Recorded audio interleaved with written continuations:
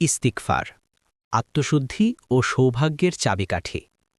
মানুষ ভুল ও বিস্মৃতির আধার। জীবনের প্রতিটি ধাপে আমরা জেনে না জেনে ছোট বড় অসংখ্য ভুল করে ফেলি। এই ভুলগুলো আমাদের আত্মার ওপর কালিমার মতো লেপ্টে থাকে। এই কালিমা ধুয়ে ফেলার একমাত্র সাবান হল ইস্তিগফার। এটি কেবল একটি শব্দ নয়, বরং আল্লাহ রহমতের মহাসমুদ্রে ডুব দেওয়ার একটি প্রক্রিয়া। কুরআনের আলোয় ইস্তিগফারের মহিমা। আল্লাহ তাআলা পবিত্র কুরআনে বারংবার ইস্তিগফারের নির্দেশ দিয়েছেন। তিনি আল গাফুর, পরম ক্ষমাশীল, এবং আল তাওয়াব, তওবা কবুলকারী। অর্থাৎ ইস্তিগফার হল আযাব ও বালা মুসিবত থেকে বাঁচার একটি শক্তিশালী ঢাল। উৎকৃষ্ট জীবনোপকরণ।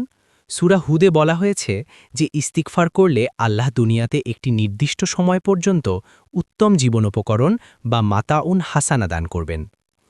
ইস্তিগফারের অভাবনীয় পার্থিব ও পরকালীন সুফল। অনেকে মনে করেন ইস্তিগফার শুধু পরকালের জন্য, কিন্তু রাসূল সাল্লাল্লাহু আলাইহি ওয়াসাল্লামের সুন্নাহ ও সাহাবায়ে কেরামের জীবনী থেকে আমরা এর বিস্ময়কর দুনিয়াবি সুফল পাই। মানসিক প্রশান্তি। দীর্ঘস্থায়ী দুশ্চিন্তা, হতাশা এবং মানসিক অস্থিরতা দূর করার মহৌষধ হল ইস্তিগফার। হাদিসে এসেছে, যে ব্যক্তি নিয়মিত ইস্তিগফার করে আল্লাহ তাকে প্রতিটি সংকট থেকে বের হওয়ার পথ করে দেন। শারীরিক শক্তি।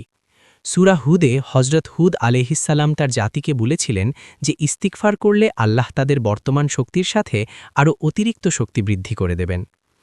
দোয়ার দ্রুত কবুলিয়ত। নিয়মিত ইস্তিগফারকারী মুস্তাজাবুদ দাওয়া বা এমন ব্যক্তিতে পরিণত হন যার দোয়া আল্লাহ ফিরিয়ে দেন না। ইস্তিগফার করার সর্বোত্তম সময় ও স্থান। যদিও ইস্তিগফার যে কোনো সময় করা যায়, তবে কিছু বিশেষ সময়ে এর গুরুত্ব ও কবুলিয়ত অনেক বেশি। শেষ রাত। আল্লাহ তাআলা কুরআনে ওইসব মুমিনদের প্রশংসা করেছেন যারা রাতের শেষ প্রহরে ইস্তিগফার করে। ফরজ নামাজের পর রাসূল সাল্লাল্লাহু আলাইহি ওয়াসাল্লাম সালাম ফেরানোর পরপরই ৩ বার আস্তাগফিরুল্লাহ বলতেন। মজলিস বা বৈঠক শেষে। আড্ডার মাঝে অজান্তে হয়ে যাওয়া ভুল কথা বা গীবতের গুনাহমোচনে মজলিস শেষের দোয়া, যা মূলত একটি ইস্তিগফার, অত্যন্ত কার্যকর। বিপদ বা সংকটের মুহূর্তে। যখন কোনো বিপদ গ্রাস করে তখন ইউনুস আলাইহিসসালামের ইস্তিগফার অর্থাৎ দোয়ায়ে ইউনুস পড়া সুন্নত। সাইয়্যিদুল ইস্তিগফার, ক্ষমা প্রার্থনার শ্রেষ্ঠ দোয়া। ইস্তিগফারের সব দোয়ার মধ্যে শ্রেষ্ঠ হল এটি। এর অর্থ অত্যন্ত গভীর।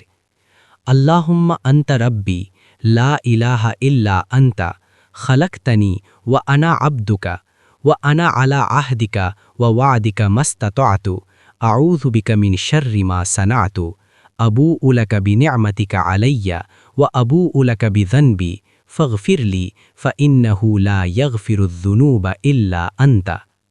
অর্থ, হে আল্লাহ, আপনিই আমার প্রতিপালক, আপনি ছাড়া কোনো উপাস্য নেই। আপনিই আমাকে সৃষ্টি করেছেন এবং আমি আপনার গোলাম। আমি আপনার কাছে কৃত অঙ্গীকারের উপর সাধ্য অনুযায়ী অটল আছি। আমি আমার কৃতকর্মের অনিষ্ট থেকে আপনার কাছে আশ্রয় চাই। আপনার নেয়ামতসমূহ স্বীকার করছি এবং আমার গুনাহসমূহও স্বীকার করছি। অতএব আমাকে ক্ষমা করে দিন, কেননা আপনি ছাড়া আর কেউ গুনাহ ক্ষমা করতে পারে না। একটি বাস্তব ঘটনা। একবার ইমাম আহমদ বিন হাম্বল রহিমাহুল্লাহ এক অচেনা শহরে গিয়ে মসজিদে ঘুমানোর জায়গা পেলেন না। এক রুটি বিক্রেতা তাকে তার দোকানে থাকার আশ্রয় দিলেন। ইমাম দেখলেন সেই বিক্রেতা প্রতিটি রুটি বানানোর সময় আস্তাগফিরুল্লাহ বলছেন। ইমাম তাকে জিজ্ঞাসা করলেন, এই আমলের ফল কি পেয়েছেন? বিক্রেতা উত্তর দিলেন, আমি জীবনে যা চেয়েছি আল্লাহ তাই দিয়েছেন, শুধু একটি দোয়া বাকি। আমি দোয়া করেছিলাম যেন প্রখ্যাত আলেম ইমাম আহমদ বিন হাম্বলের সাথে আমার দেখা হয়। ইমাম অবাক হয়ে বললেন, আপনার ইস্তিগফারই আমাকে টেনে আপনার দোকানে নিয়ে এসেছে। ইস্তিগফার কোনো হতাশার নাম নয়, বরং এটি আশার নাম। আল্লাহ আমাদের পাপের চেয়ে তার রহমতকে অনেক বড় রেখেছেন। তাই আসুন আমরা প্রতিদিনের রুটিনে অন্তত ১০০ বার ইস্তিগফার রাখি। এটি আমাদের জীবনকে বরকতময় করবে এবং আখিরাতে জান্নাতের পথ সুগম করবে।